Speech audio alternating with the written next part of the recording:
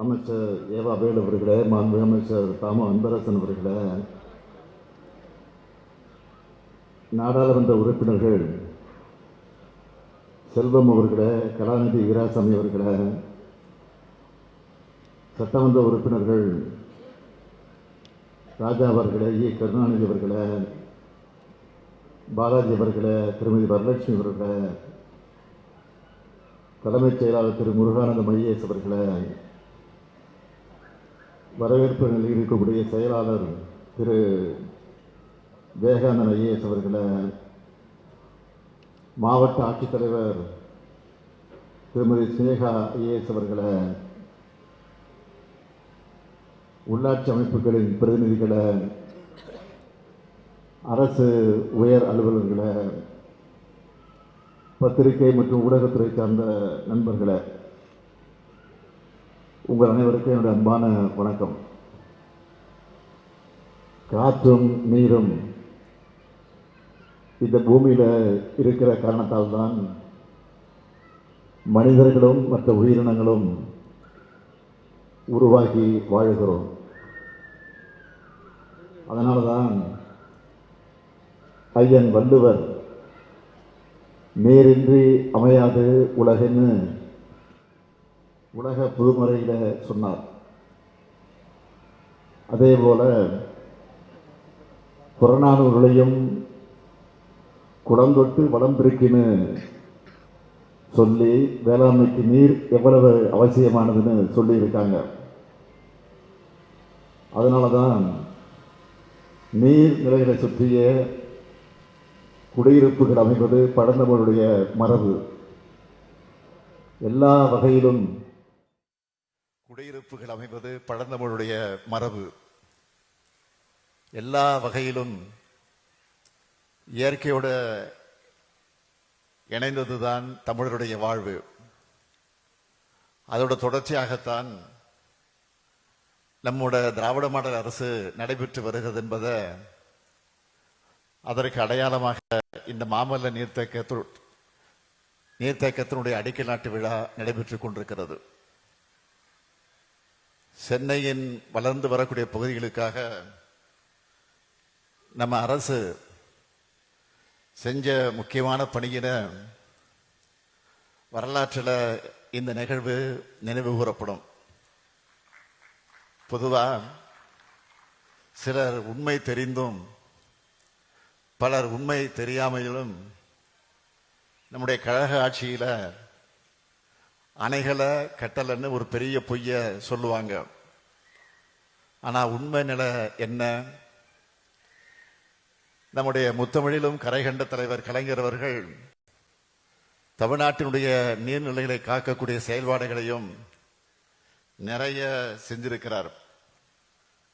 1967ஆம் ஆண்டு திராவிட முன்னேற்ற கழகம் ஆட்சிக்கு வந்ததிலிருந்து 2011 வரை நம்முடைய தமிழ்நாட்டில் 43 அணைகள் கட்டப்பட்டிருக்கு.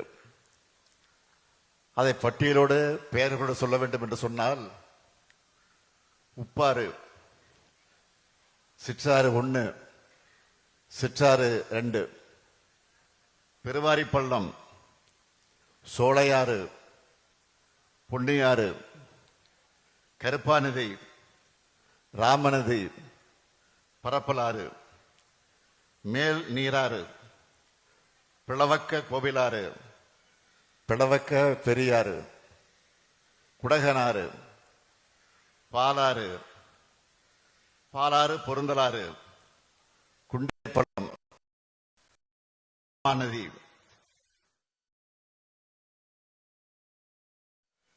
பிளவக்க பெரியாறு, குடகனாறு, பாலாறு, பாலாறு பொருந்தலாறு, குண்டேரிப்பள்ளம், வரதமாநதி, வட்டமலைக்கரை ஓடை, மருதா நதி, வரட்டுப்பள்ளம், கீழாறு, குண்டாறு, குதிரையாறு, ஆனைக்குட்டம், ராஜதோப்பு, சோத்துப்பாறை, மோர்தானா நீர்த்தேக்கம், அடவி நயினார், பொய்கையாறு, வடக்கு பச்சையாறு, சாஸ்தா கோவில், கடனா நதி, நம்பியாறு, சண்முகா நதி, மிருகண்டா நதி, கமண்டல நதி, வண்டல் ஓடை, ஆண்டியப்பனூர், நல்லதங்கால், நங்கஞ்சியாறு, சிறுமலையாறு, இருக்கன்குடி, குப்பநத்தம், மாம்பழத்துறையாறு, இப்படி 43 நீர்த்தேக்கங்களை உருவாக்கினவர் தான் நம்முடைய முத்தமிழறிஞர் கலைஞர் அவர்கள். நம்ம திராவிட மாடல் ஆட்சி அமைஞ்சு நீர்வளம் பெருக்க பல நடவடிக்கைகளை நம்ம தொடர்ந்து எடுத்துக்கிட்டு வரோம். கடந்த 5 வருஷமா மேட்டூர் அணை முழு கொள்ளளவு வெட்டி குறித்த நேரத்தில் திறந்து வச்சிருக்கிறோம். 2021-25 ஆகிய 5 ஆண்டுகளில் காவேரி டெல்டா பகுதிகளில் தூர்வாரக்கூடிய பணிகள் 459 கோடி ரூபாய் மதிப்பீட்டில் நடைபெற்றிருக்கு.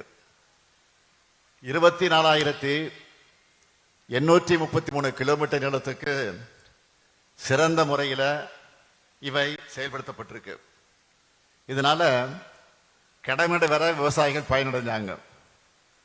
மாநிலம் முழுக்க புதுசா 121 தடுப்பணைகள் அமைக்கக்கூடிய பணிகள் மேற்கொள்ளப்பட்டிருக்கு. 63 அணைக்கட்டுகள் அமைக்கக்கூடிய பணிகள் மேற்கொள்ளப்பட்டிருக்கு. இதுல மிக மிக முக்கியமானது தாமிரபரணி, கருமேனியாறு, நம்பியாறு இணைப்பு கால்வாய் திட்டம். கடந்த ஆண்டு பிப்ரவரி மாதம் 7ஆம் தேதி துவங்கப்பட்டு மக்களுடைய பயன்பாட்டுக்கு கொண்டு வரப்பட்டுச்சு. 5 ஆண்டுகள்ல 9 டிஎம்சி நீர் வறட்சி பகுதியான திசையின் விலை மற்றும் சாத்தான்குளம் வரை கொண்டு செல்லப்பட்டிருக்கு. ஊரக வளர்ச்சித்துறை மூலமாக தமிழ்நாட்டில் எல்லா மாவட்டங்களையும் 47,920 ஏரிகள் மற்றும் 1,33,967 கிலோமீட்டர் கால்வாய்களை தூர்வாரக்கூடிய பணிகள் மேற்கொள்ளப்பட்டிருக்கு. இந்த வரிசையில தான் சென்னை மாநகரத்தினுடைய பெருகி வரக்கூடிய குடிநீர் தேவையை கருத்திலே கொண்டு மற்றும் ஒரு புதிய நீர்த்தேக்கமாக நம்ம திராவிட மாடல் ஆட்சி இதை அமைச்சிருக்கு. 342 கோடியே 60 லட்சம் ரூபாய் மதிப்பீட்டில் இது அமைக்கப்படவிருக்கு. செங்கல்பட்டு மாவட்டம், திருப்போரூர் மற்றும் திருக்கழுகுன்றம் வட்டங்களில் கிழக்கு கடற்கரை சாலைக்கும் பழைய மாமல்லபுரம் சாலை எனும் ராஜீவ்காந்தி சாலைக்கு இடையில இருக்கக்கூடிய கோவலம் உபவடி நிலத்தில் இந்த புதிய நீர்த்தேக்கம் அமையவிருக்கு. இந்த திட்டத்தை எப்படி செயல்படுத்த போறோம்னு ஏற்கனவே நீங்க வீடியோல பார்த்திருந்தாலும் மீண்டும் இந்த நிகழ்ச்சியில சொல்ல விரும்புறேன். மானாமதி குழும 69 ஏரிகள்ல இருந்து வரக்கூடிய உபரி நீர் கடல்ல கலக்காம இந்த நீர்த்தேக்கம் அமைக்கப்படவிருக்கு. திருவிடந்தை முதல் கோகிலமேடு வர 5,171 ஏக்கர் பரப்பளவில் இது அமைய போகுது. மொத்தம் 1.65 டிஎம்சி கொள்ளளவில் 34 கிலோமீட்டர் நீளம் உள்ள கரை மற்றும் நீர் ஒழுங்கியத்துடன் கூடிய புதிய நீர்த்தேக்கம் அமைக்கப்படவிருக்கு. இந்த திட்டத்தின் வாயிலா நாள் ஒன்றுக்கு 170 மில்லியன் லிட்டர் குடிநீரை நம்மால மக்களுக்கு வழங்க முடியும். சென்னையின் புதிய அடையாளங்களாக மிக வேகமா உருவெடுத்திருக்கக்கூடிய பகுதிகளாக இருக்கக்கூடிய சோழிங்கநல்லூர், மேடவாக்கம், பள்ளிகரண, சிறுசேரி, கேளம்பாக்கம், திருப்போரூர், மாமல்லபுரம் ஆகிய பகுதிகளில் வசிக்கிற 13 லட்சம் மக்களுக்கு குடிநீர் வழங்க இது பயன்படும். சுற்று வட்டாரத்தில் இருக்கக்கூடிய திருவிடந்தை, கோகிலமேடு, மாமல்லபுரம், தண்டலம், பையனூர் ஆகிய பகுதிகளில் நன்னீரை தேக்கி கடல்நீர் உட்புகுதலை தடுத்து நிலத்தடி நீரின் மட்டம் மற்றும் அதனுடைய தரம் மேம்படுத்தப்படும். இந்த பகுதியில் உள்ள பக்கிங்ஹாம் கால்வாய் 15 கிலோமீட்டர் நீளம் 311 ஏக்கர் பரப்பளவில் சீரமைப்பதால உவர் நீர் மீன் வளத்தை நம்பியிருக்கக்கூடிய மீனவர்களின் வாழ்வாதாரம் மேம்படும். மேலும் அந்த பகுதியில் வசிக்கக்கூடிய மீனவர்களுக்கு மீன்பிடி உரிமம் வழங்கப்படும். தொண்டை மண்டலத்தில் காஞ்சிபுரத்தை தலைநகரமாக கொண்டு கிபி 3ஆம் நூற்றாண்டு முதல் 9ஆம் நூற்றாண்டு வரை பல்லவர்கள் சிறப்பாக ஆட்சி செஞ்சாங்க. மகேந்திரவாடி, உத்தரமேரூர், தென்னேரி, தூசி மாமண்டூர் போன்ற 39 ஏரிகளை பல்லவர்கள் உருவாக்கி இருக்காங்க. ஏரி வாரியம் அமைச்சு உணவு மற்றும் நீர் பாதுகாப்பை தொண்டை மண்டலத்தில் உறுதி செஞ்சாங்க. பல்லவர்கள்ல மாமல்லன் போற்றப்படக்கூடிய முதலாம் நரசிம்மவர்மன் அந்த பல்லவன் உருவாக்கின மாமல்லபுரம் பக்கத்துல இந்த நீர்த்தேக்கம் அமைகிறதில்ல. அமைகிற காரணத்தால மாமல்லன் என்று இந்த நீர்த்தேக்கத்துக்கு பெயர் சுட்டுவதால் பொருத்தமாக இருக்கும் என்று நான் கருதுகிறேன்.